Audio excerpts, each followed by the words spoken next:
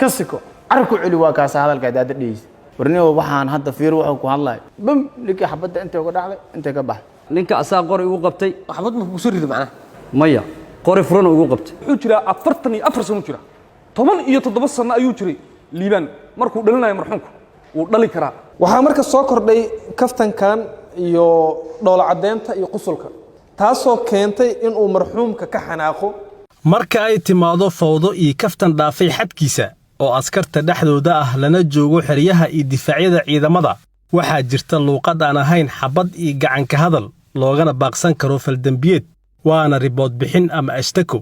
balse liibaan nuur axmed ahna sargaal xigeen ka tirsan ciidanka asluubta Soomaaliyeed ayaa saaxiibkiisii ciidamada marxuum Maxamed Ibraahim Dhuubow oo ay wada joogeen jiidda hore u dilay kaliya inuu ka carooday hadallo kaftan iyo fordo isugu jiray oo marxuumka uu ku tuuray askari kale taasi oo eedeysanaha u arkay inay ahayd mid lagu liidayo xaafadda uu dhalasho ahaan ka soo jeedo isagoo wejiga uga dhuftay hal baalooto isla goobtaas ayuuna ku geeriyooday marxuumka waana deegaanka Xaaji Cali ee gobolka Shabeellaha Dhexe halka uu falku ka dhacay 18 bishii 8 ee sanadkan ninka la murmeen asxaab badan aan la joogto marqaati ah anigu waxa hadalay kuma darsan saaxiibna waa ahayn ninka dagaal nooma dhaxayn wax intaas haba la ekaatay aniga asiga noo dhaxeey ma jirin ninkii ay murmeen iyo asiga ayaa macnaha ninkii ay murmeena gadaal ka soo hadlay anagoo wada socono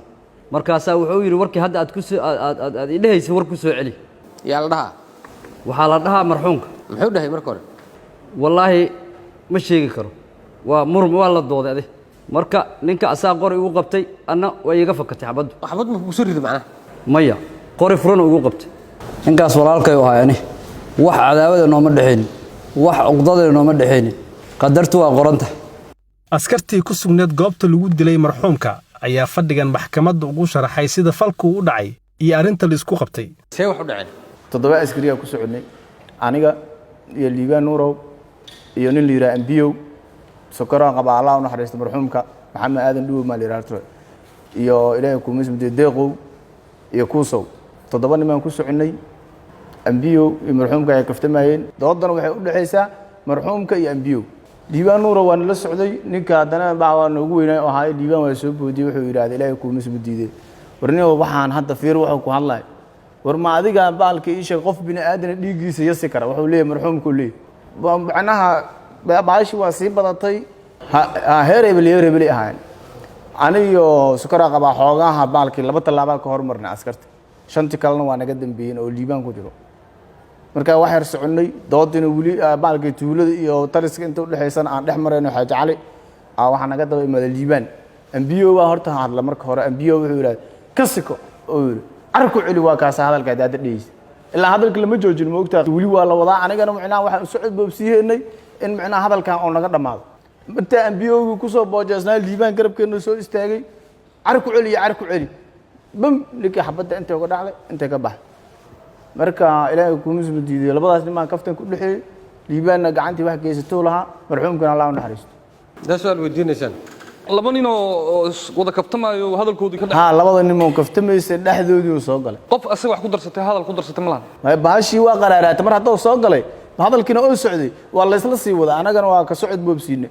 markuu soo dhex galay asaga qof miya asaga la hadlay hadalkiisa magaciisa ma la soo hadal qaaday maya marka ambiyo asagoo u danaan inuu soo dhex galay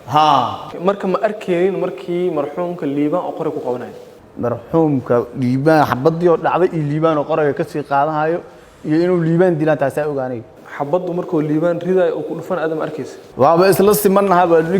ninkiyan fiirshay aniga ambiyoogaan fiiriyo laakiin aniga asiga saan isku siman ma arkaysan ma aragti ahaan arkin aragti asigoo xabada ku rida ku dhufaay asoo qoriga ka kor qaadaya ark oo kor qaada bas arag laakiin ragga kale inay saxbad ridin ana ogaayo gadaana ayaga dhan gadaal iga jireen waa kala qaban inta dhaxdhaxaday kalna waa dhaxdhaxaadine waa dhaxgalna waxa soo xal isku dagaalma xarfaane macnaa askar qarnaana meesha naga wadaadaan عبار مكا هذه أفرت لك عمل آخر ناسعنا متكلا سوى بودا دني معني واحد عدم أساس ليس ها وسوي علي ولا مكا إرجعنا إرجع ما وسوي علنا إرجع هذا وسوي علي محي بدلك كرتوا مكا وحلا بدلها ولا كتسا وسوي علي نيجا مركا أساس وسوي جسنا وسوي علنا ولا إنه قرص وركسنا عمل سان وسوي جست نيجا أنا مركا دم بقى أسوي قرص كتاع مكساس وكباح مرحوم كي أيام مركور كان دنتي متكلا عمر ماد markay mureen laga kala dhexdhexaadina labadooda caadi waa cabaara socon cabaar markaa soconay haddana macnii asili haddana wuxuu dhahay hadalka ku soo celi camal hadalka hadda aa dhahda ku soo celi camal ninka markuu asina waa xoogaa qadara iska soo jirtay waa wuxuu dhahay marka waa ku soo celinaa maxaa laga bedeli karaa hadda ku soo celiya waxa iga bedelaa ku soo celiya waxa laga bedelaa waa arkay marka saanta u soo jeesanaa ma qor in la soo jeesanaa ma umleynaa ma saanta u soo jeesanaa qori garabka ugu jiray kabacdi ninkaana marka asina qori caadi u bax marka waa hal baalooto ku dhuftay ku-xigeenka xeeraalyaha guud ee ciidamada qalabka sida dhamme cabdibaasid madaale ayaa maxkamadda ka codsaday in eedeysanaha ay ku xukunto dil toogasho ah qisaasta marxuumka liibaan nuur axmed xuseen wuxuu si kas ah u dilay marxuum ex isbitoore maxamed ibraahim dhuubow oo ahaa saaxiibkiis ay ceesh wadaagga ahaayeen furinta ka wada shaqaynayeen xabadda difaaca u wada taagnaayeen mudana guddoomiye garsoorayaal doodii maxkamaddu dhageysatay ee ka dhacday maxdarkan eedeysanaha wuxuu isku difaacayaa oo uu leeyahay xabaddaas way iga fakatay iyo waa isdifaacayey iyo marxuumka igu soo taagay qori iyadoon sheekadaasi aanay caddeen beenna ay tahay maxkamadda horteedana aanu ka caddeennay waxyaabaha uu ka been sheegay annagoo maxkamadda hor keennay 2 marag oo goobjoogayaal ahaayeen kitaab jaamaca lagu dhaariyey sheegeen in liibaan uu dhex galay marxuumka iyo askari kale oo sheekaysanay sheekadii ay labada askari ku sheekaysanayeen intuu ka xumaaday uu raggii sheeko ku darsaday ayuu marxuumka xabad afka uga dhuftay mudana guddoomiye garsoorayaal marxuumka uu xabadda afka uga dhuftay wuxuu ahaa agoon hadda dhow aqal galay muddo kooban guri lahaa oo mas'uul ka ahay walaalo aad u tiro badan waxaa ku jira hooyadiisa ku jirta oo da' 27 sano jiray mustaqbal buu lahaa eedeysanaha maxkamadda hor taagan oo maanta ku andacoonayo ninkaasaa idilay oo meeshaasaan ugu caddeynay inuu si kibir ah oo bareera u dilay mudana guddoomiye garsoorayaal wuxuu jiraa 44 sano jira 17 sano ayuu jiray liibaan markuu dhalinayo marxuumku uu dhali karaa mudana guddoomiye garsoorayaal liibaan wuxuu ku kacay fal arxan dara ah oo bini'aadanimada ka baxsan xataa dhaqanka Soomaaliyeed iyo diinta Islaamka wanaagsan naxariista badan ma qabto qaabka u dhaqmaayo mudana guddoomiye garsoorayaal waxaan maxkamadda sharafta la ka codsanaya cadeymaha aan cadeynay oo sida qoraxdii oo kale aan u cadeyn inuu dilkaas si kasta u geystay marxuumkaas aan waxba ka galabsan wiilka yar ee mustaqbalka lahaa inuu kibir ku dilay mudana guddoomiye garsoorayaal waxaan maxkamadda sharafta la ka codsanaya ciqaabta ka dhalanaysa aayadda quraanka kariimka iyo qodobka 434 xeerka ciqaabta guud iyo qodobka 195 bis xeerka ciqaabta ciidamada qalabka sida oo ah qofkii qof dila xukunkiisu waa dil toogasho ah maxkamadda sharafta waxaan ka codsanayaa in ku xukunto dil toogasho ah oo ah qisaastii marxuum maxamed ibraahim dhuubow abuukaata cumar dheere qareenka eedeysanaha ayaa dilkan ku sifeeyey mid kama ah muwakilkiisa ayuuna u codsaday in maxkamaddu ay ku xukunto bixinta magta marxuumka liibaan nuurow iyo marxuumka dhinta Allah u naxariistee marka laga soo tagay inay iskala tirsanayeen ciidanka asluubta Soomaaliyeed waxay ahaayeen dad qaraabo hoose ah famil ah waxay ahaayeen dad asxaab ah oo si qaas ah u wadaaga arimahooda waxay ahaayeen dad isku sir qarsado waxay ahaayeen dad ciidanka kale isla jooga yani kaga dhow marka laga hadlayo dhinaca siraha wax isku sheega iyo wax qarsiga waxyaabaha kale oo laga fiiriyay kiiska waxaa ka mid ah inuu jiray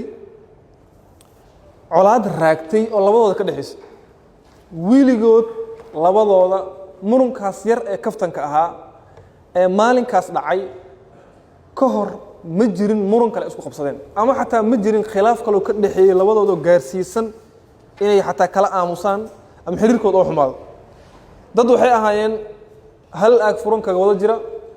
ujeedka meesha u joogeen wuxuu ahaa difaaca qaranka iyo inay iska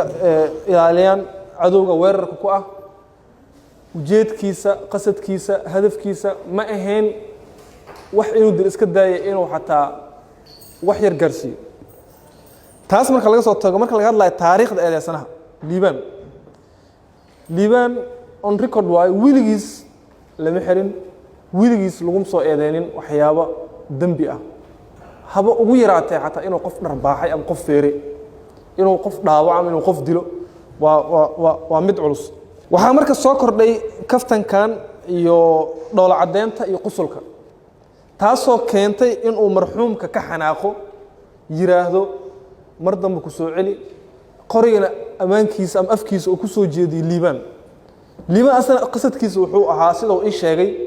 inuu asigana qoriga afka asna isaga jeediyo si uu isaga ka jamo oo waxa la yiraahdaa asina ku dhaadii anba qoriga wataahe qoriga igu soo aadinin tiya marka waxay keentay inay xabad ka fakato fakashada xabadu haddii xataa xabadu ay xaalad xabad ku talagal ah xabadu markay tahay xabad ku talagal ah qofka waxaa jirto meelo bareer ah oo loogu talagalay oo qofka ka dhiman karo ka adeegsado wuxuu ku dhufan lahaa madaxa hadda ku talagal tahay wuxuu ku dhufan karay wadnaha haddii xataa uu dhaawacay wuxuu ku dhufan karay lugta waxay ahayd xabad waxa la jiri kama ah oo ka baxsatay waxayna kaga dhacday afka marxuumka Allah u naxariisto wuu naga hooseeyaa dhibka gaaray ama dhimashadu uu dhintay madda firay ama qaabku ku dhintay taasoo waxa la jiray yani ka dhigaysa keeska inuu yahay kama laakiin xafiiska xeelanta uu ka dhigay kaskiisuna uusan u keenin caddeyn si waafaqsan 110 iyo si waafaqsan 113 maadaama xabadu marka ay ka fakatay muukilkeyga maadaama ay ahaayeen asxaab maadaama ay ahaayeen hal ciidan hal hurin hal koox isaga tirsanaayeen maadaama ay wada joogeen furin ammaankan uu wada furnaa maadaama ujeedkooda dhammaantood uu ahaa in iska ilaaliyaan cadowga ay ahayd in aysan ahayn in iyaga isku noqdaan xabaduna ay ka fakatay famil hoosena ay yihiin maxkamadda waxaan ka codsanayaa in muwakilkeyga ay ku xukunto magta marxuumka dhintay maxamed ibraahim dhuubow Allah u naxariisto maxkamaddan waxaan ka codsanayaa in ay ka khafiifiso ciqaabta ku xusan 445 inay ka khafiifiso kuna xukunto magta marxuumka geeriyooday maxkamadda sharaftana waa maasantahay maxkamaddu maxaa kaaga baxay maxkamaddu waxaa iiga baxay war fiican haye khayrka Allahna waafajiyo aamin maxkamadda waxaan ka codsanayaa in ay bal sidii ugu fudud ay samayso gabagabada fadhigan ayaa ugu dambeyn waxaa soo xiray gaashaanle sare Xasan Cali Nuur Shuute gudoomiyaha maxkamadda darajada koowaad ee ciidamada qalabka sida Cabdiraxmaan Gacan warbaahinta qaranka Muqdisho